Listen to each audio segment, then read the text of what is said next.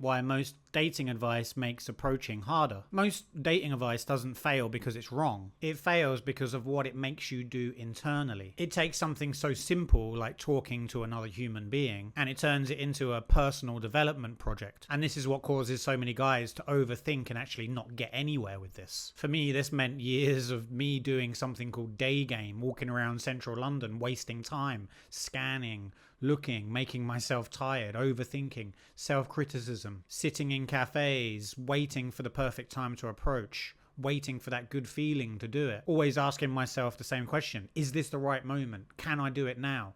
Am I confident enough? Will this work? What do I say? What do I do? And when I really think about it, I wasn't afraid of women. I was afraid of doing it wrong. And the problem was a lot of the dating advice I was following trained me to constantly monitor myself, constantly think about myself. You know, how confident do I feel? Am I present enough? Am I grounded enough? Am I being authentic? Am I my authentic self yet? Did I say the right opener? Did I say it properly? Did I say it with the right intonation? Was my tone right? Did I ask too many questions? Was I alpha enough? So then instead of actually living and being present, I spent the whole day internally debating with myself whether to approach or not approach. And this became exhausting. And this is the trap that most guys fall into. Most guys are told that once they fix themselves, you know, once you're confident enough, healed enough from the trauma, relaxed enough, approaching will finally be this easy thing you can do whenever you want. So you start waiting. You wait to feel ready. You wait to feel like yourself. You wait to feel this confident version of you,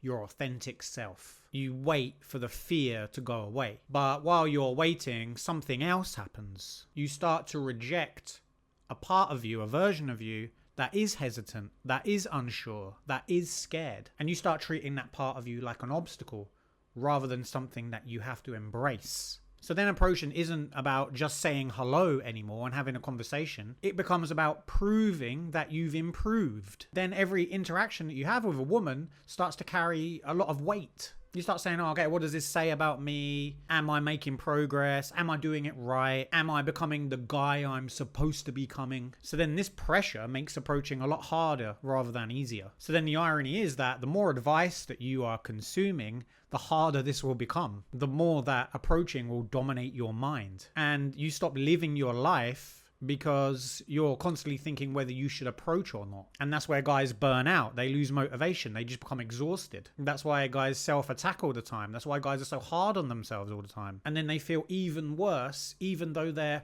working on themselves. So then you realize that the problem was never a lack of courage. It was turning social interaction into some kind of test of your identity. So what you realize is approaching will become a lot easier when it stops meaning something about who you are. Not when you become somebody else, not when you're finally fixed, but when you stop fighting the scared part of you, the fearful part of you, the anxious part of you. So when you embrace these parts of you, these scared and nervous parts of you, that's when the meaning of an interaction suddenly quietens. It doesn't become so much about proving yourself, it's just a conversation.